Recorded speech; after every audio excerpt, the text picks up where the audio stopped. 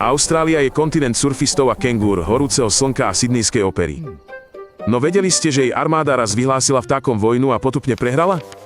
Roku 1932 zaplavili obrovské krdle emu farmárske polia, ničiaci úrodu. Úrady poslali vojakov s guľometmi. Čo mohlo byť jednoduchšie? Vtáky však boli prefíkanejšie. Delili sa na skupiny, bežali cikcak až 50 km za hodinu a vyčerpávali vojakov. Emu mali dokonca stráže, ktoré varovali ostatné. Za mesiac minuli skoro 10 000 nábojov, no zabili menej ako 1000 vtákov. Svetová tlač sa operácii smiala. V Austrálii sa klokany a emu, ktoré zdobia národný erb, pokojne dostávajú do jedálneho lístka. V obchodoch predávajú ich mäso, v reštauráciách pripravujú stejky a z vajec emu sa robia omelety. Zvierat je veľa a kontrolovaný odlov pomáha aj miestnym farmárom. Existuje dokonca jedlo nazvané erb-pizza s mäsom klokana a emu spolu. Aborigéni idú ešte ďalej, jedia tučné biele larvy, ktoré surové chutia ako mandle a vyprážané ako omeleta.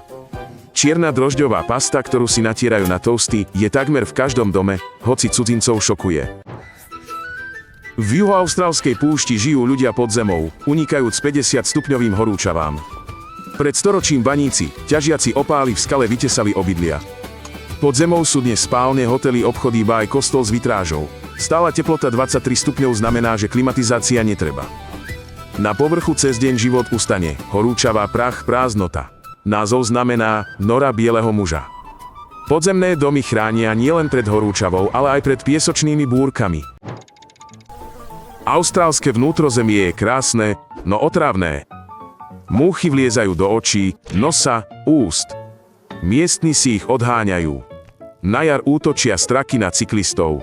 Pamätajú si tváre. Prísna colná kontrola, jablko v taške znamená tisícové pokuty. Miestni fanaticky chránia prírodu pred cudzími druhmi. Má rajské pláže, no bojuj s muchami a besnými vtákmi. Austrálske bláznivé festivaly dokonale ukazujú ich humor.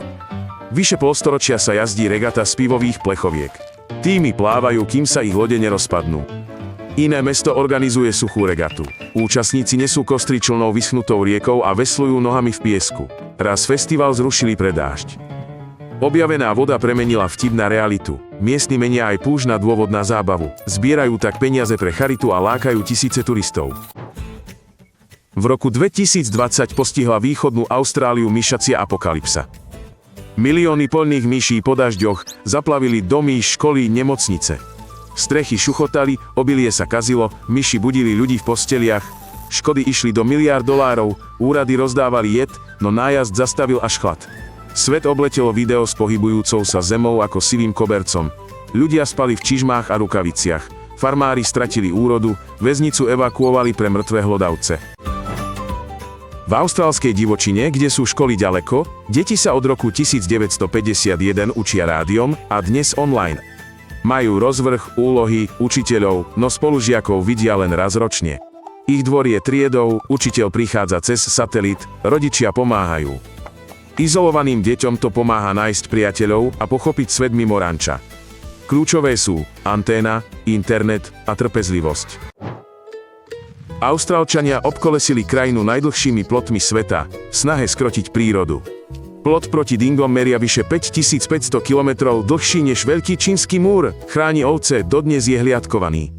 Králičí plot, tiež tisíce kilometrov, no králiky našli medzery, pomohli len vírusy. Línie vidieť zo satelitu, pamätník snahy prekážať prírode. Pre pastierov ide o život a smrť, noc bez ochrany zničí stádo.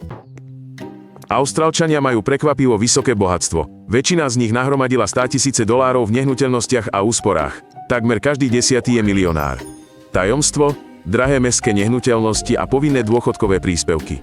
Zamestnávatelia roky odkladajú časť mzdy. Stredná trieda je robustná. Má vlastné bývanie, úspory a akcie. Tento finančný vankúš umožňuje plánovať budúcnosť bez strachu zo staroby.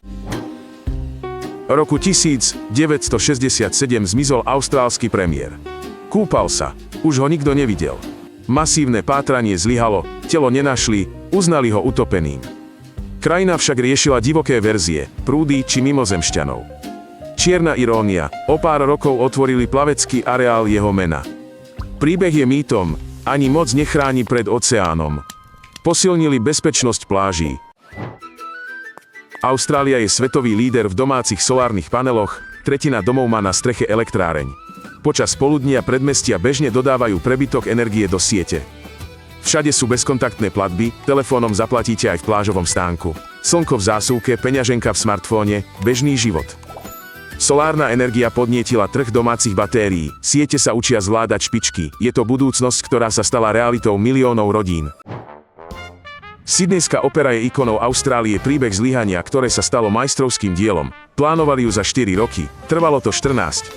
Minuli 10-krát viac peňazí, architekt odišiel uprostred škandálov, tlač sa vysmievala. Keď sa však biele plachty rozvinuli nad prístavom, škandály sa zabudli.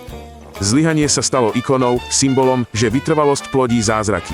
Dnes sprievodcovia rozprávajú o meškaní a ukazujú neuveriteľný tvar striech. Také sú fakty o Austrálii. Ak si sa dozvedel niečo nové, daj like a odoberaj. Ahoj!